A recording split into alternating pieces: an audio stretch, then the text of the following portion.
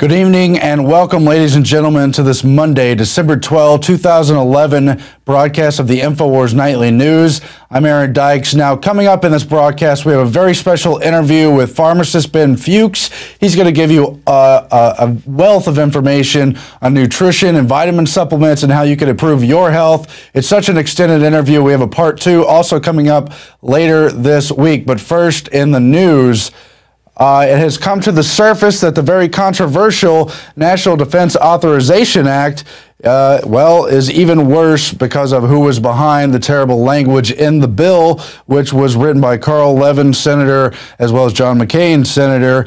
The Obama administration demanded power to indefinitely detain U.S. citizens. It was the White House who removed language that would have protected Americans from Section 1031 of the NDAA bill. Section 1031 of the NDAA bill, which itself defines the entirety of the United States as a battlefield, allows American citizens to be snatched from the streets, carted off to a foreign detention camp, and held indefinitely without trial. The bill states that any person who has committed a belligerent act faces indefinite detention, but no trial or evidence has to be presented. The White House merely needs to make the accusation totally in violation of due process and everything in the Bill of the Rights.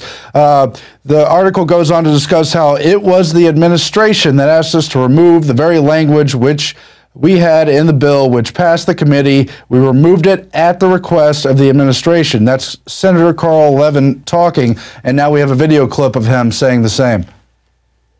And I'm wondering whether the senator is familiar with the fact that the language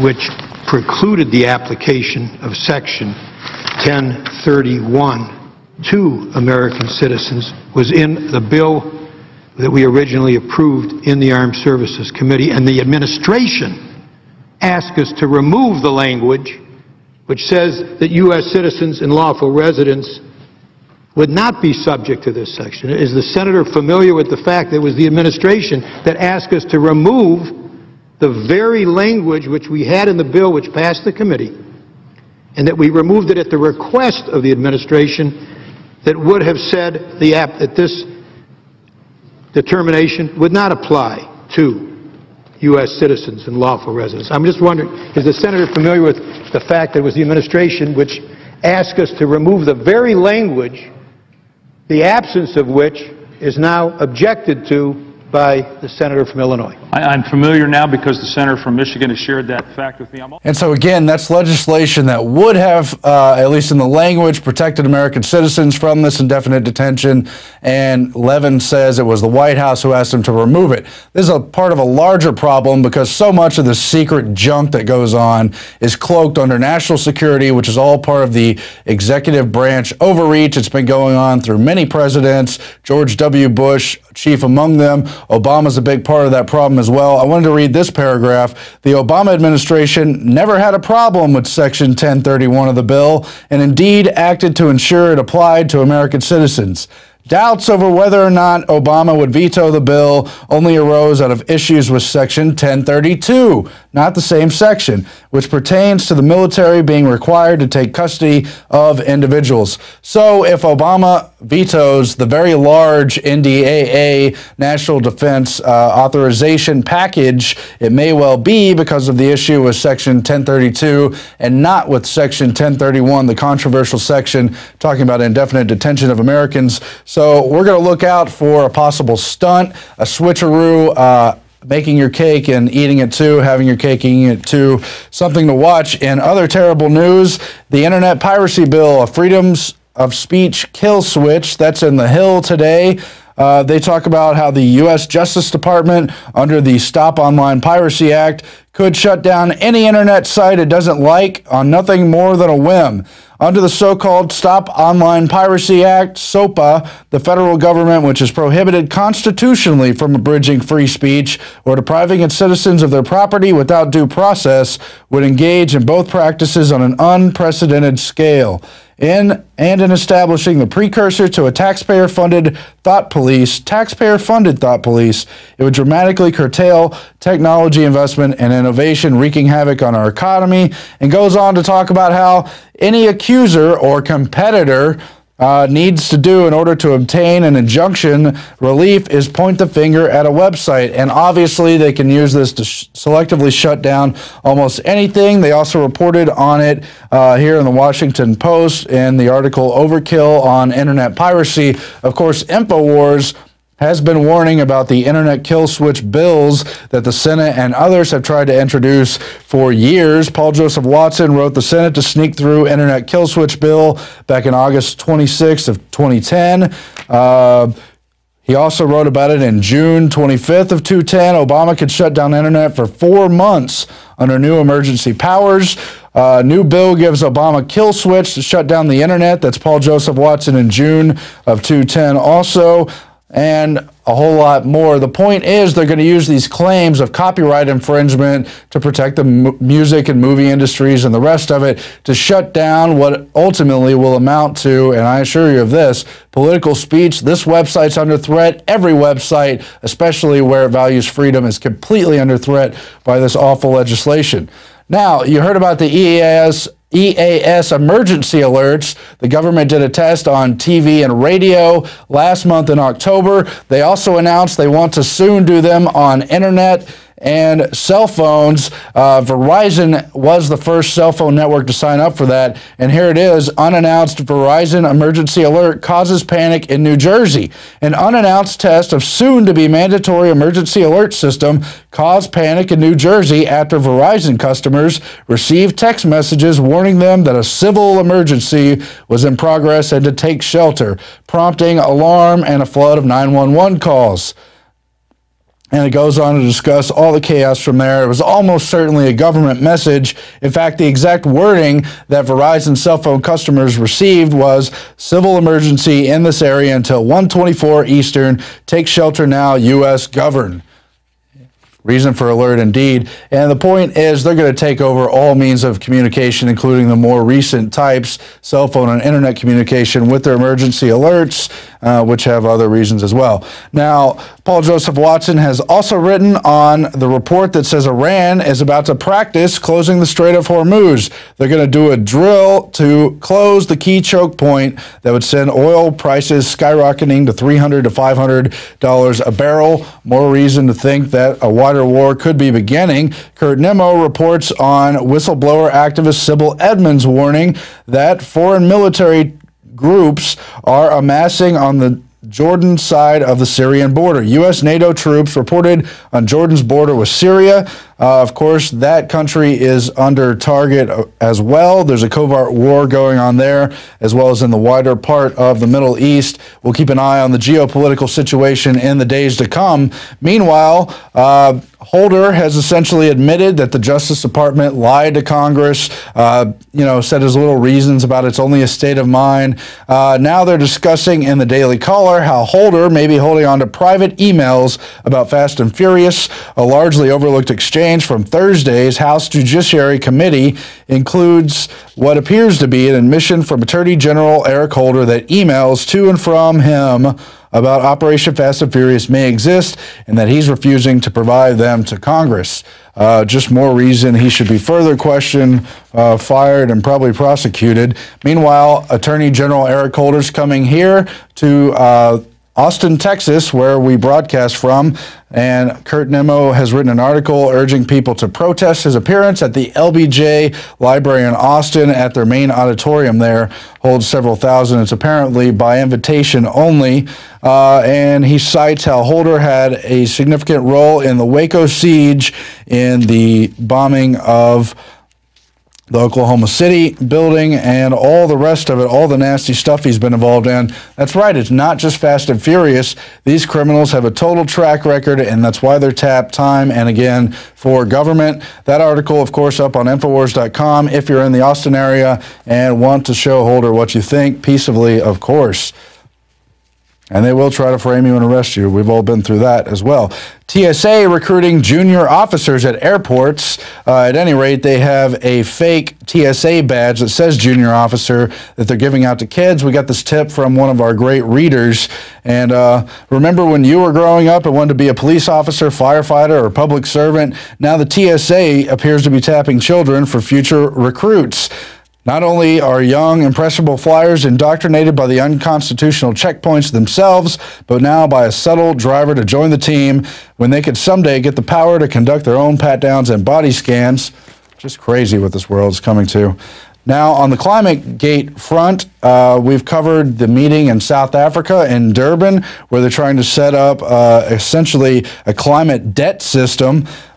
Now, Mark Morano, we've had him on the program from Climate Depot, writes that the South African activist has slammed the UN's Green Climate Fund as government-to-government aid is a reward for being better than anyone else and at causing poverty. It enriches the people who cause poverty.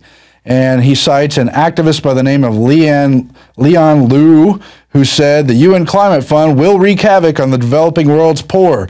Liu explained, the money goes to government, and governments spend it on, of course, themselves, meaning various government projects creating bigger departments, bigger bureaucracies. It's called big bureaucratic capture. They build empires, they build conference centers, and they buy political support. They go and distribute the money to communities where they want support and votes. Not only is the whole climate change issue a concocted fraud for greater world government control, but of course it's a fraud anyway for bureaucracy, for bad spending, all the stuff everyone's so upset about. Obviously, if they create a giant fund, they're just going to embezzle it and misappropriate it and so forth. But of course, the real reason we cover this story, awesome footage of leading Climate Gate critic Lord Monckton arriving at the South Durban Conference via parachute. Isn't this great? How old is he again? I forget. He's up there in age, though, and there he is having the time of his life and going to fight tyranny. Good for Lord Monckton. Really interesting guy to meet as well.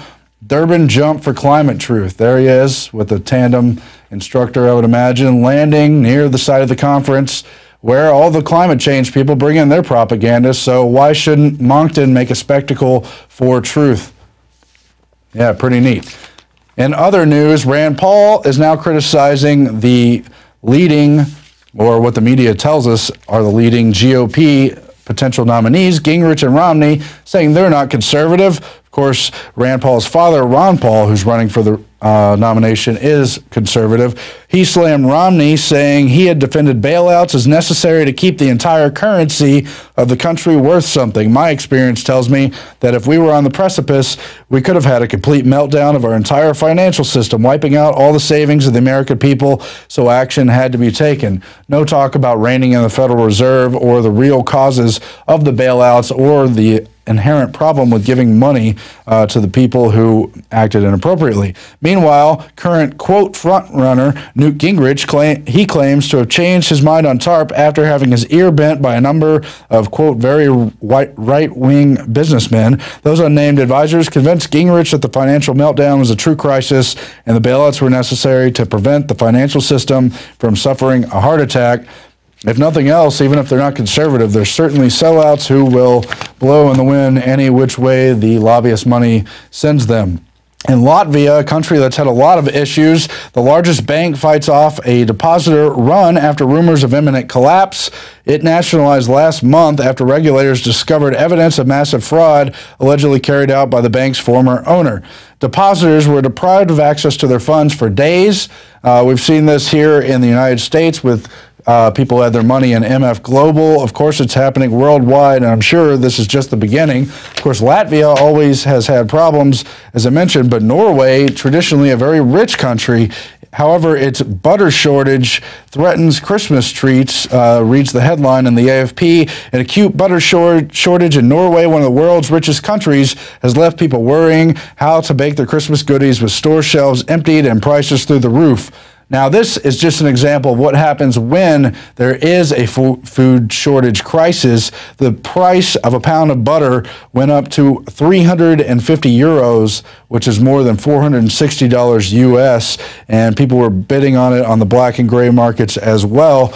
Just something to keep in mind as the crisis exacerbates. Meanwhile, the Washington Post reports in its Wonk Book blog that the real unemployment rate is 11%.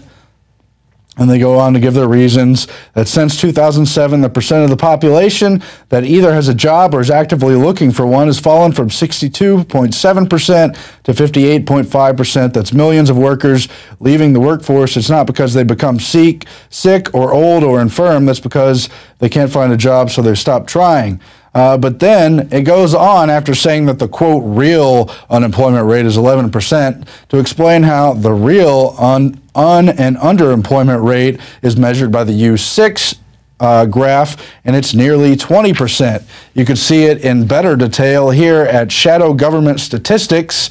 They've got a chart showing the official, that is the ones you see in headlines, the official U3 headlines, way down here at the just over 5%, hovering up towards 10%, but that the U6 has consistently been well above 10% since 2008, well in excess of 15% since 2008 on to now, and then how the SGS alternative shows even higher unemployment, over 20%. That's when you factor in all the people who stopped looking for work and a lot of other factors, a way that they measured it up until 1994 when they officially defined out of existence that way of measuring unemployment. So it's all political games is, of course, the point. You also have stuff like this back in August 26th of this year. The Federal Reserve official in Atlanta, Chief Dennis Lockhart, said the real unemployment rate was 16%. Just more confirmation that the 8% number, 9% number, 10% number you see is all just a concocted joke. They've got another article here in MoneyCentralMSN.com. Real unemployment rate 16.6%. That was in 2010, but really things haven't improved. You've seen the numbers move just slightly. Anyway, we'll be back in just a moment with a very powerful interview from Ben Fuchs. He's a pharmacist. You can hear him on the GCN Live Network. He's also behind the longevity vitamin supplements that Alex promotes at InfoWarsTeam.com. I've taken these myself. They can help you lose weight. They can help you fix all kinds of health problems. Just check out the basic Alex Team Pack, or whatever it is they call it. It's a multivitamin supplement, essential fatty acids, and then if you take that with protein powder, you're going to see incredible results. Stay tuned for that information and a lot of other powerful nutritional information. We'll be back after this. What's up with these sorry politicians? Lots of bark. When it's showtime, whimpering like little shih tzus. You want big cuts. Ron Paul's been screaming it for years. Budget crisis? No problem. Got $1 trillion year one. That's trillion with a T. Department of Education? Gone. Interior, Energy, HUD, Commerce? Gone. Later, bureaucrats. That's how Ron Paul rolls. Want to drain the swamp? Ron Paul. Do it. I'm Ron Paul, and I approve this message. If you believe in this information and want to support its viral spread, go to the InfoWars store at Infowars.com. We've got the new G.I. Joe InfoWars t-shirts. We've got the incredible Pro Pure gravity-fed filters available at Infowars.com in the store. We've got a new DVD, Scientists Under Attack, the Don't Tread on Me flag. We've got all sorts of different bumper stickers to help spread the rebellion virally. It's all there, wristbands, citizen rule books in every order. Order online at Infowars.com today. The water filters, the canteens, it's all there. Infowars.com.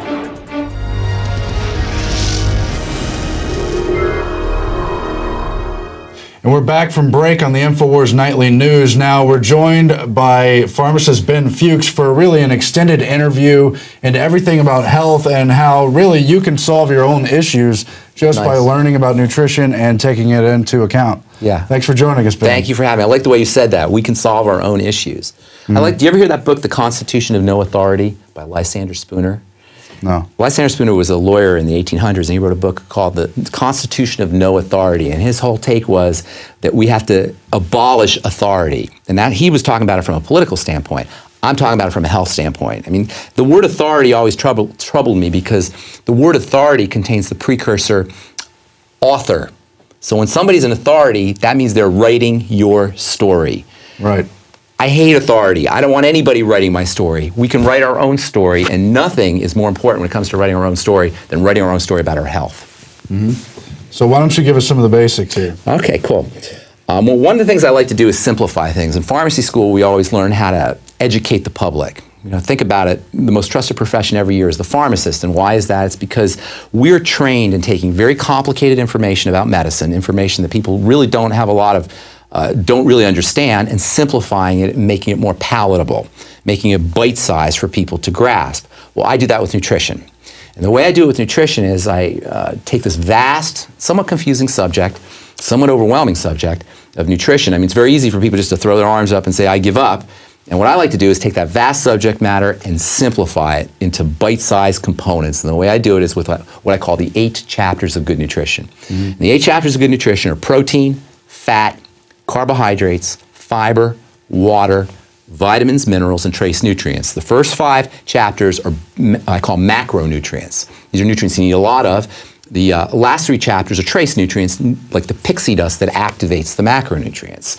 So when it comes to the 8 chapters of good nutrition, how do you incorporate that into your lifestyle? How do you incorporate it into your lifestyle in an easy way, in a manageable way? So take chapter 1, protein. Your needs for protein are unspeakably huge. The average person needs somewhere around 0.5 gram to 1 gram of protein per pound of body weight. So you weigh, say, 150 pounds, you're looking at 75 grams to 150 grams of protein if you want to be optimally healthy from a protein standpoint. How are you going to get 150 grams of protein? An egg has around 7 grams of protein. So you're looking, right away, you're looking at 20 eggs just to get your protein from eggs. From steak or from hamburger, you cook your protein, you don't even really know what you're getting, but it's very difficult to get those kinds of quantities. In order to effectively and manageably get 75 to 150 grams of protein if you weigh 150 pounds, the only way to do it is to supplement. And the only way to supplement with protein is to make sure that you're getting some kind of quality powder. The most important quality protein powder that you'll ever find is whey protein, by far. Whey is a complex food that contains not just protein fractions and not just all of the major protein components, which are called amino acids, but it contains specifically the kinds of proteins that are important for building things, for building a body. Because when you think about it, what is milk? Milk is a substance that mammals produce to build an adult mammal from a baby mammal. Well, those factors that are building are concentrated in the portion of the milk that's called whey. And they're especially concentrated in the portion of the milk that's called whey protein. And whey protein is so easy to get. It's available in any health food store. It's available through the longevity products. And it's really the only way to make sure that you're getting these the concentrated amounts of protein that you need through protein powders. I mean, people probably know about whey from weightlifting and that kind of thing. Exactly. But it's good for everybody? Heck yes, and I'll tell you why. Number one, if a bodybuilder or an athlete is doing something, we should all be doing it, because just getting your butt out of bed in the morning is an athletic event. Just getting through your day contains an athletic component, just to function in your day. So if an athlete is doing something for their performance, you want to think of yourself as an athlete of life, and you want to see what they're doing to improve their performance so you can improve your performance in the athletics of life. So it's true, bodybuilders love whey protein. Why? Because it builds muscle. However, whey protein contains other factors that make this a stupendously important food. Whey protein contains something called lactoferrin, which is a natural antibiotic. Mm-hmm. Whey protein also contains small components that are called globulins that are important for building the calf's immune system. Well, when you do whey protein, those little globulins that build the calf's immune system, they go into your immune system and do exactly the same thing. So not only do you have proteins and amino acids specific for building, but you have lactoferrin, which is a natural antibiotic, and you have immune globulins that support your immune system, all in one food. That's what makes whey protein the single most powerful food, with the exception perhaps of eggs and human mother's milk. And that's your protein source. Now, some people have a problem with whey protein. Some people have a problem with dairy. If that's the case, you have two options. You can use digestive enzymes, which will sometimes get you around the problem with the allergens in whey protein, or you can use some more exotic forms of whey protein that are more heavily processed. Now, you lose some of the value of the whey protein, but it might be easier for somebody to handle if they have allergies, milk allergies. The second thing you can do is you can go into alternative sources of protein, and there's many. Egg protein is an alternative source of protein.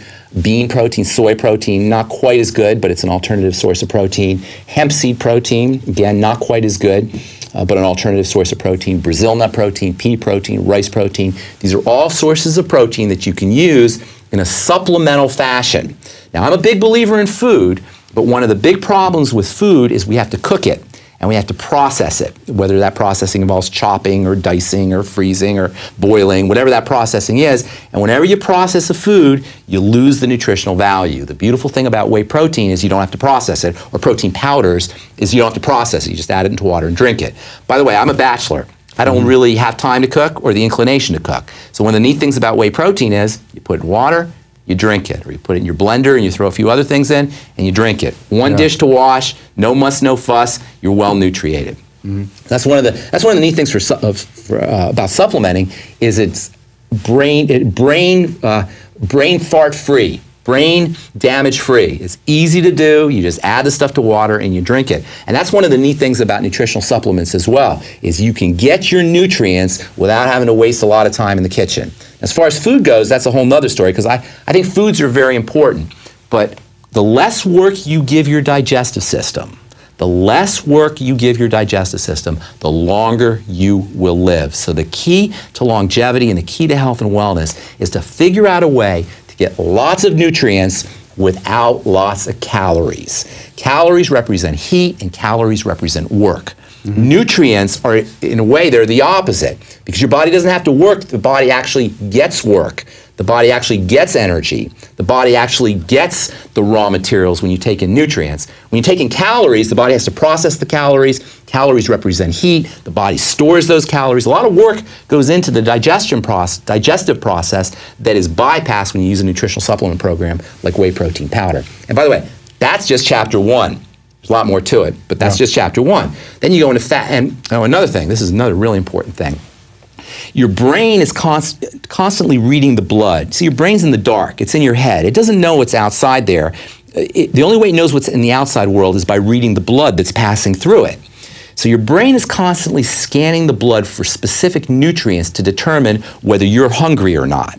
And when it sees those nutrients, those specific nutrients, it sends the message, hey, we don't need to eat. In other words, it shuts down the appetite.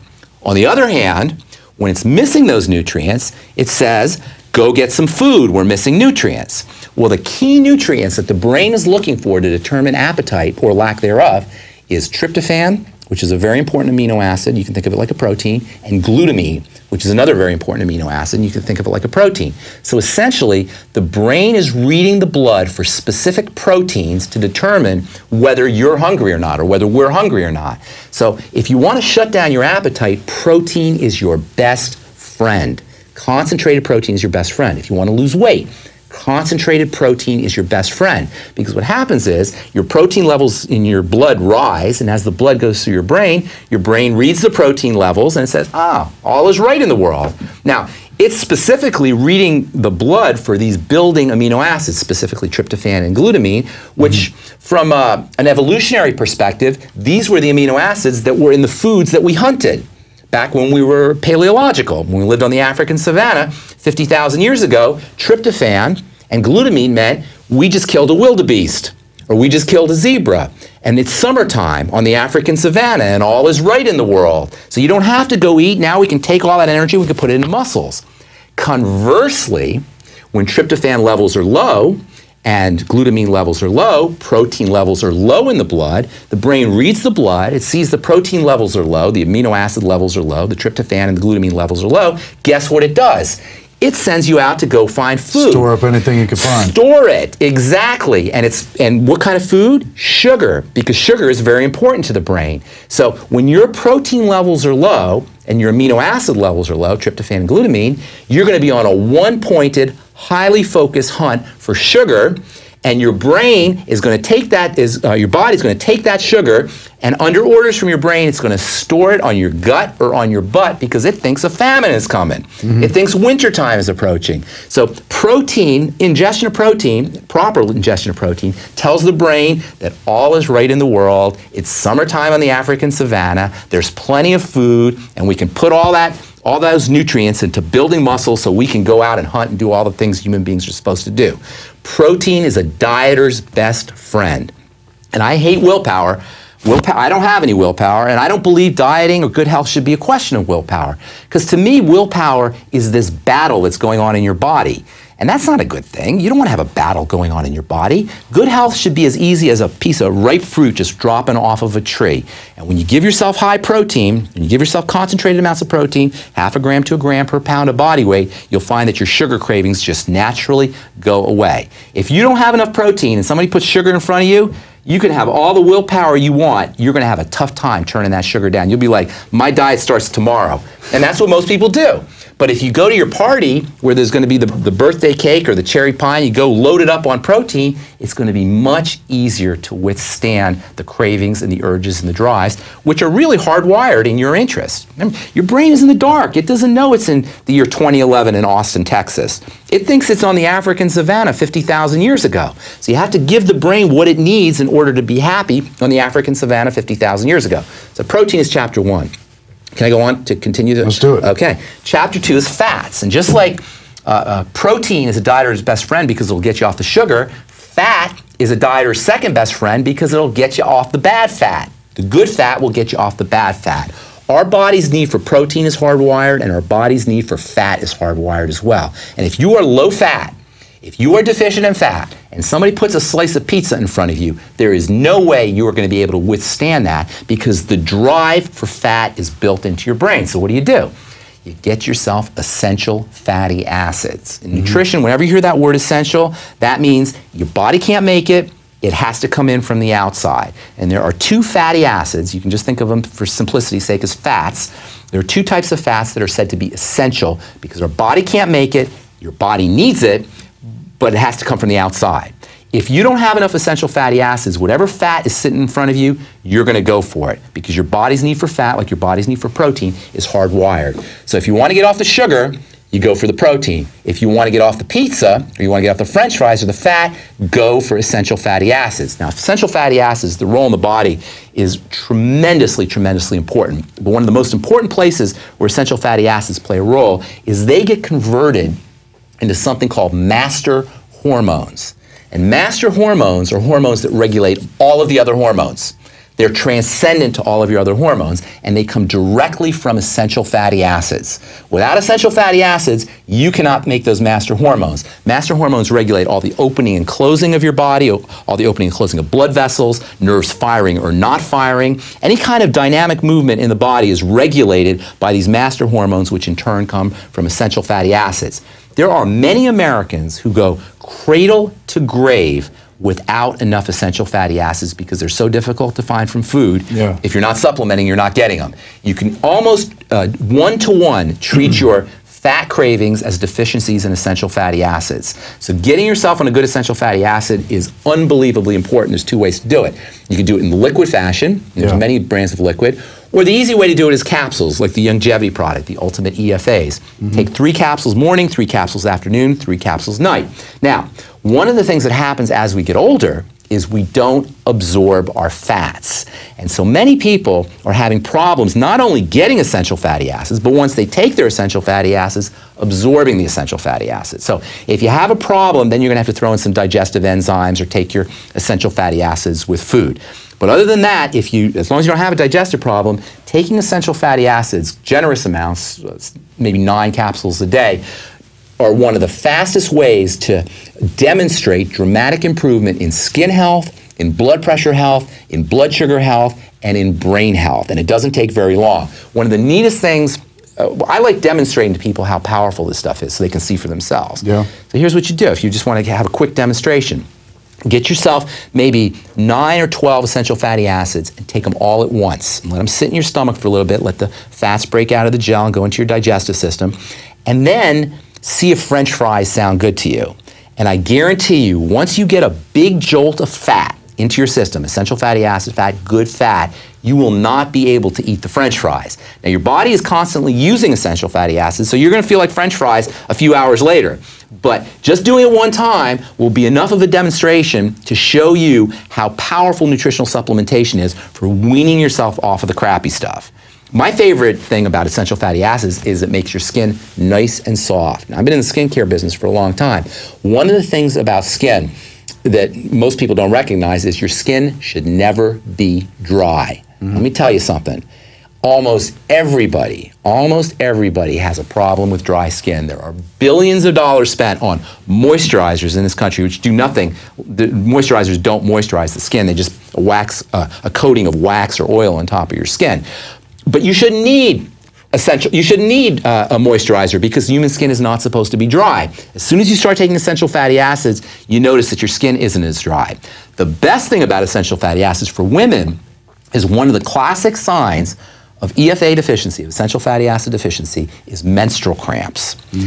When women get on essential fatty acids, within 2 cycles, their menstrual cramps disappear. And this is something that happens across the board. And even better, and that's a good demonstration. That's a powerful demonstration for a woman who's had cramps all her life. All of a sudden you get her on EFAs, she doesn't have cramps.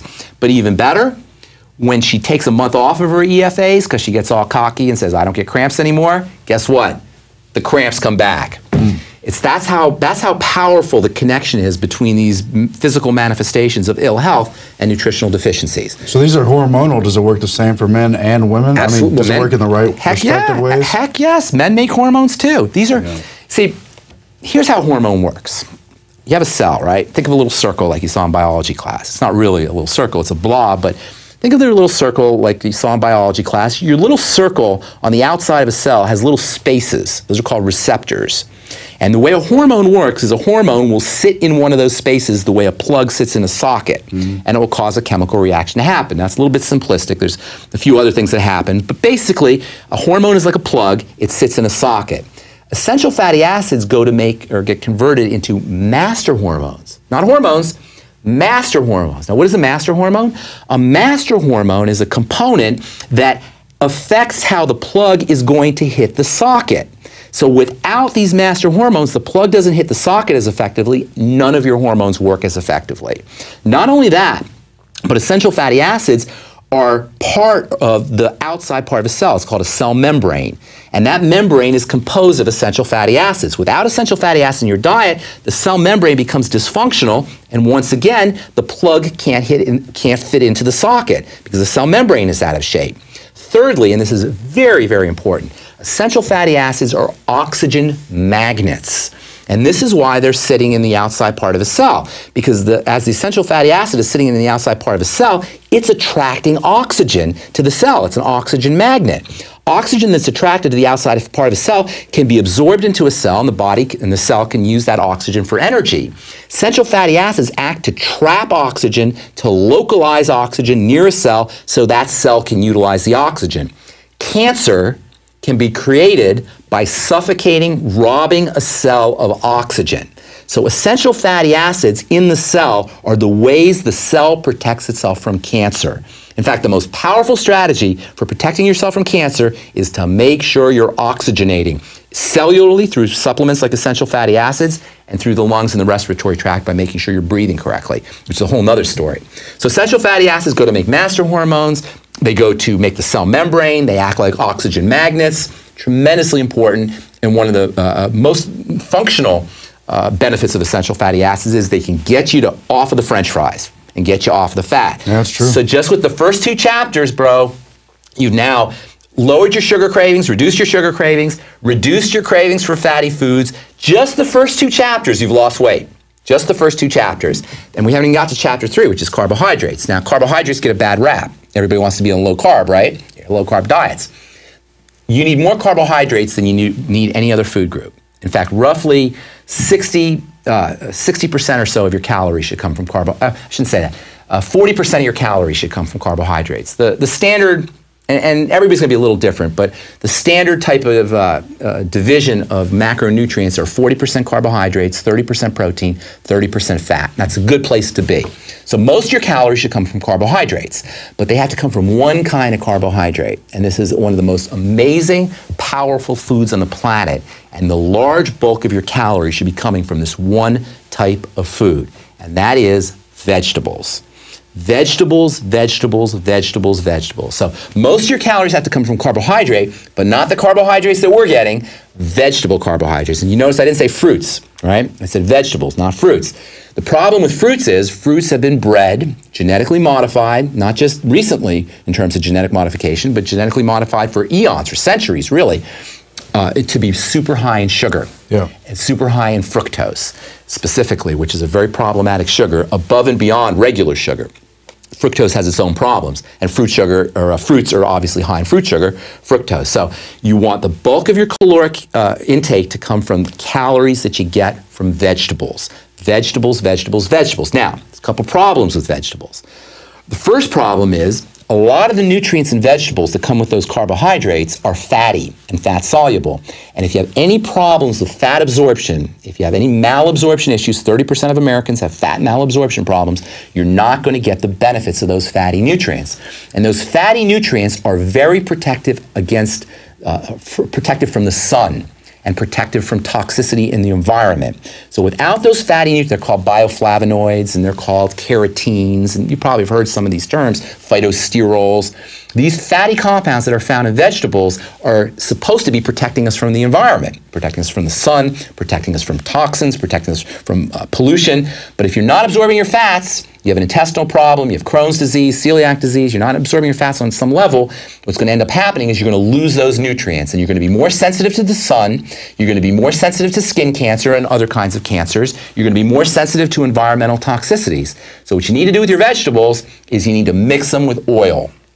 You always want to mix your vegetables with oil, and it's a good idea to slightly heat the vegetables in the oil. Not a lot of heat, but maybe slight steaming. What will end up happening is the nutrients, the fatty nutrients that are in the Brussels sprouts and the broccoli and the cauliflower will come out in the oil and make it easier for your body to absorb.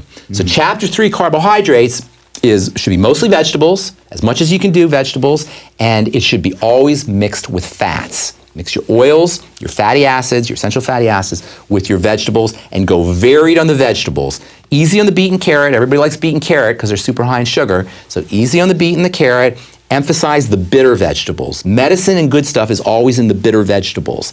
And you can make bitter vegetables more palatable by slightly steaming them because you release the sugars in the vegetables. All vegetables have sugars in them, but they're tied up and can't really taste them until you slightly steam them. That's why onions have almost a sugary sweet taste once you start to cook them, or once you heat them a little bit. Same with Brussels sprouts and broccoli. So chapter 3 is carbohydrates. Carbohydrates should form the bulk of your caloric intake, but they have to be vegetable carbohydrates, and you can't possibly get enough vegetables. Vegetables for breakfast, vegetables for lunch, vegetables for dinner.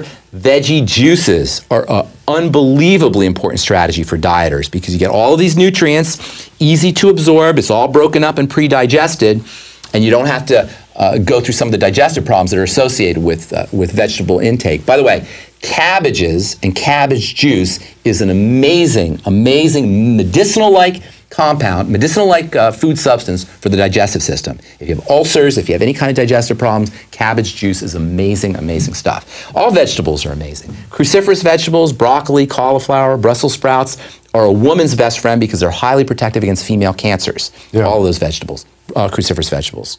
But I want to get back to the modern day because there's so many processed foods and the kind of carbs everybody's been eating.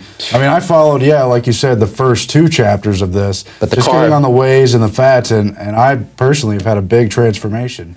Do you want to talk about that stuff right now? Or about the kind of carbohydrates? Do you want to finish your list? Or? Well, no, this is good. The kind of carbohydrates people are eating. Because you and I were talking off air about how our political system, our governmental system, the hierarchical system that lends itself to totalitarianism, is intimately connected with agriculture and farming. The first empire that we know of, the first empire in recorded history, was the Sumerian Empire, right? Yeah. The Sumerian Empire appeared out of nowhere, by the way. That's a whole other story, how that happened. But so the Sumerian Empire is the first empire in recorded history, and the Sumerian Empire became an empire because they were the first civilization that figured out how to farm and how to become big from farming. Now, why is hegemony and tyranny related to agriculture and related to farming? Well, farming's a lot of work, and it's hard to get people to do a lot of work. Not only that, but irrigation requires ditch digging. And so people had to dig ditches, and human beings aren't inclined to go dig ditches and to go farm if they don't have to. They had to be made to do that. So our political system of tyranny and our governmental system that's based on hierarchy and authority is intimately wed to this idea that people didn't want to farm, but they had to be compelled to farm. And once we had this compulsion into farming, then we figured out, we didn't have to move around as much. You could have civilizations, you could have towns, you could have cities. So it's in the interest of governmental structure, but it's not in the individual's interest. In the individual's interest, it's to find good sources of food and go to those kinds of food. In the interest of the country, in the interest of the system, agriculture plays a big role. And so we find that wherever, as soon as agriculture came, that's when civilization came, and that's when government came, and that's when political tyranny came. Yeah, and it's interesting, you always see in Egyptian hieroglyphs, for instance, they pay taxes in grain. Exactly. But who do they pay taxes to? Yeah. Exactly. They pay taxes to the government. The individual didn't need it. The individual was fine going and hunting a zebra once in a while, but we got convinced into thinking that our lives would be better off if we were farming and we had food that was local and we didn't have to go out and hunt and forage for food. But our health began to decline as soon as we started to farm, and our health didn't catch up until the turn of the 20th century when we got more protein in our diet. In the Middle Ages, you ever seen those? I don't know if I was telling you, I was telling somebody. In the Middle Ages, sometimes you go to a museum and they'll have little houses or little beds and they show you how people lived in the Middle Ages. The beds were really small, the houses were really small, people were 4'10" and 5'2", and they only lived to be 20 years old in the Middle Ages. Our Cro-Magnon ancestors were big, strong, muscular people. Our hunter-gatherer ancestors were 6 foot tall and muscular. And when archaeologists or anthropologists are looking at bones and they want to date the bones, they look at the bones and they see if the bones were weak or they see if the bones were strong. And if the bones were weak, they say, oh, grain-eating culture. And if the bones were strong, they say, oh, protein, meat-eating culture, hunter-gatherer cultures. So not only did our system of political tyranny emerge with the advent of agriculture, but our decline in health emerged as well. And it didn't catch up until very recently. In fact, arguably, it hasn't even caught up. Yeah, why don't you talk about those founding father quotes? Because I always think about what Henry Kissinger said. Not only that food is a weapon, but that if you control the food, you control the population. Isn't that amazing? And yeah, not only does it go back to the history of agriculture, I mean, it was part of the history of the founding of this country. That's right. Benjamin Rush and Thomas Jefferson, two of the founding fathers who signed the Declaration of Independence, warned against the centralization of medicine. Thomas Jefferson said, if you limit people's ability to access health freely, of their own volition, deciding what they want to do themselves, then you can control the people. Can we pull up those quotes? They're very interesting. And Benjamin Rush said the same thing. Benjamin Rush, by the way, is a physician. And he warned about it. Here's that quote. Benjamin Rush, the Constitution of the Republic should make special provision for medical freedom. And he said this in 1787. This is amazing to me. To restrict the art of healing to one class will constitute the Bastille of medical science. All such laws are un-American. He says this in 1787. This is amazing. And despotic. Unless we put medical freedom in the Constitution, the time will come when medicine will organize into an undercover dictatorship and force people who wish doctors and treatment of their own choice to submit to only what the dictating outfit offers. This is what managed healthcare is. Exactly what Benjamin Rush warned against. Managed healthcare is when you go to HMO and they select what kind of medicines you get based on what kind of illness you have, based on what the book tells you. And that's what Obamacare is, Aaron. This is the promise of Obamacare. Managed managed healthcare where you go into some kind of institution, you walk in there, the doctor takes your blood pressure, they look in a book and to see what kind of prescription should be dictated to you based on what your blood pressure reading is, based on what your cholesterol reading is, and you get that medicine. And by the way, that medicine is bought in bulk from some pharmaceutical company, and you get to have it, or the HMO gets to buy it cheap if they agree to dispense just that brand for your particular illness. And it's related to the same reason we see the FDA and the other entities trying to intimidate people for growing vegetables and selling raw milk and the rest books. of it. Even they burn books if the books say something that they shouldn't say. Well, yeah, he talks too about locking up the medical knowledge. The alternative stuff we're trying to get out now. That's right. That's right. And that, you know what? That's what the internet is about.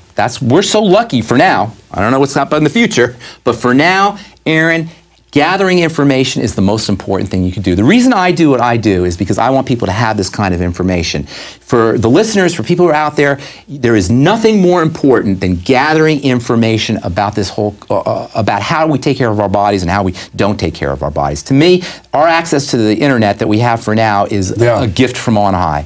Let's take a look at that Jefferson quote too. Do we have that? If the people let the government decide what foods they eat and what medicines to take, their bodies will soon be in a sorry state, as are the souls of those who live under tyranny. Isn't that great? That's Thomas Jefferson. Not sure on the year of that quote, but regardless, it's from the founding period, and that really is part of the fight. We're trying to have a revolution of the mind here, but that goes right along with the bodies, and that's what the InfoWar and the rest of it is all about. Well, InfoWar is information. Yeah. That's exactly what that is. Now, personally, I'm a healthcare professional, so I focus on health, but I'm also involved, I follow what's going on politically, and I follow what's going on in terms of the New World Order, in terms of the centralization of power on all levels.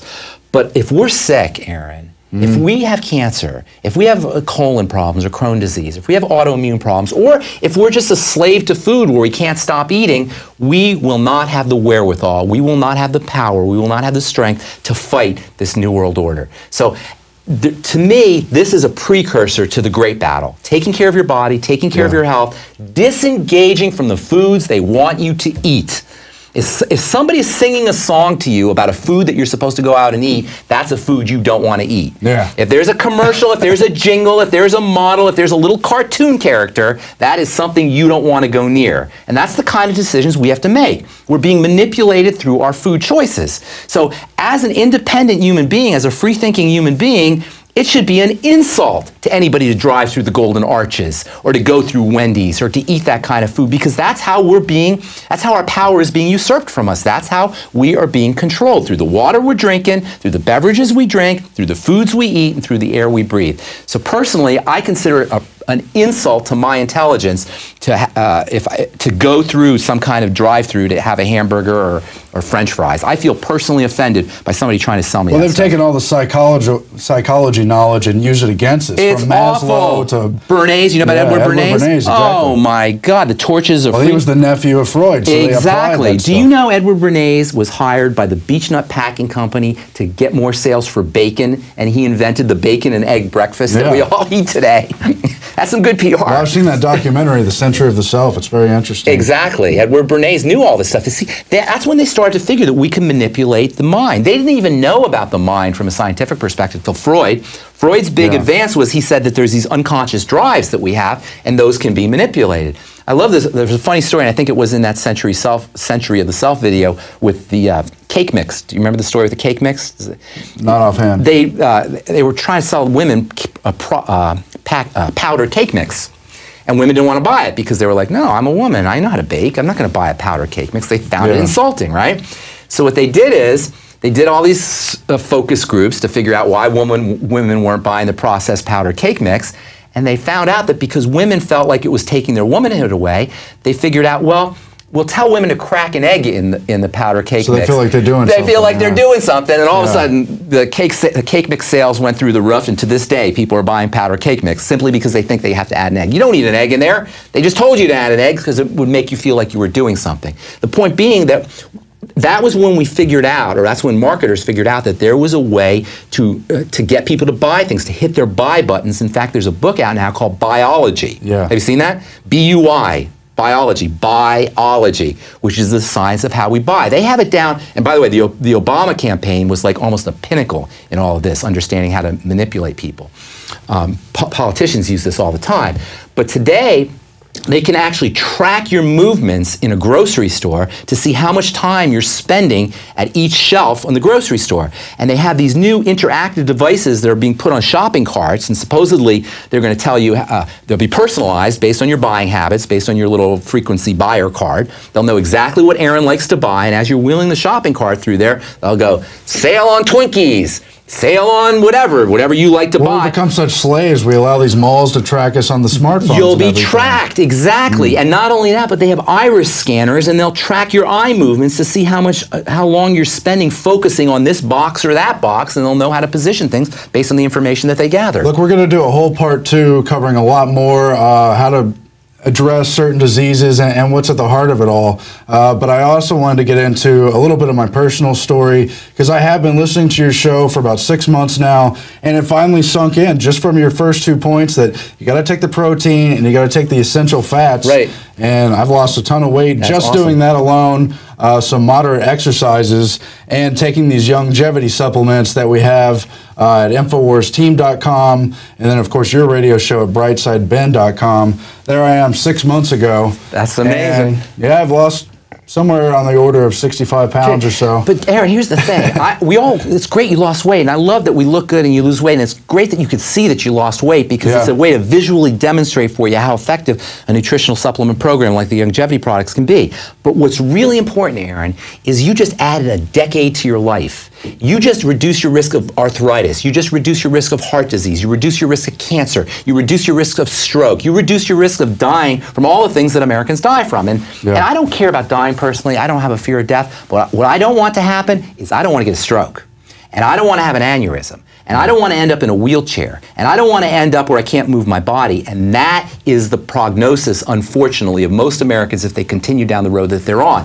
What you just did, in addition to losing 60 pounds and looking good, you added years to your life and reduced your risk of degenerative disease and breakdown. And to me, that is key. Well, I don't like being a slave to the system either. And then that's another thing. How demeaning it is to be a slave to French fries, or to be a slave to some kind of processed food that somebody is trying to sell you that could care less about you. Do you ever see the person who's making your tacos at Taco Bell? That person could care less about you, and you never want to eat food that is being prepared by somebody who could care less about you. And to me, that's the most important reason for not eating fast food and not eating food that's prepared by somebody where I can't see what they're doing, is it's very dangerous to eat food that is prepared by somebody who A, doesn't care about you, and B, is trying to extract money from you. But it's really true. When I started taking these supplements, the longevity and some other good herbs too you could find, I mean, I did not have that craving. That was the only thing that's ever killed those terrible cravings. That's awesome. You know, I never get tired. Thank you for that. I appreciate that. I never get tired of hearing stories like that, but I got to tell you, I hear them over and over and over again. And what seems like a miracle to some folks, to me, it's just the way the body works. Yeah. Well, we're going to get into a whole lot more. You'll see it later this week. But for now, that's it for the InfoWars Nightly News. Stay tuned and visit the website, InfoWarsNews.com. You can become a subscriber. We have a holiday special through the end of the Christmas season where you can get a membership to PrisonPlanet.tv that you can share with 5 or more friends at a very good discount, $39.95 instead of $71.40. You can also get 18 DVDs with that membership, 70% off. 18 physical DVDs and shiny plastic wrappers you can give out to people, give information this Christmas and holiday season instead of Chinese-made plastic junk and otherwise being a slave to that system we were talking about. We'll be back. We'll see you tomorrow. Stay tuned.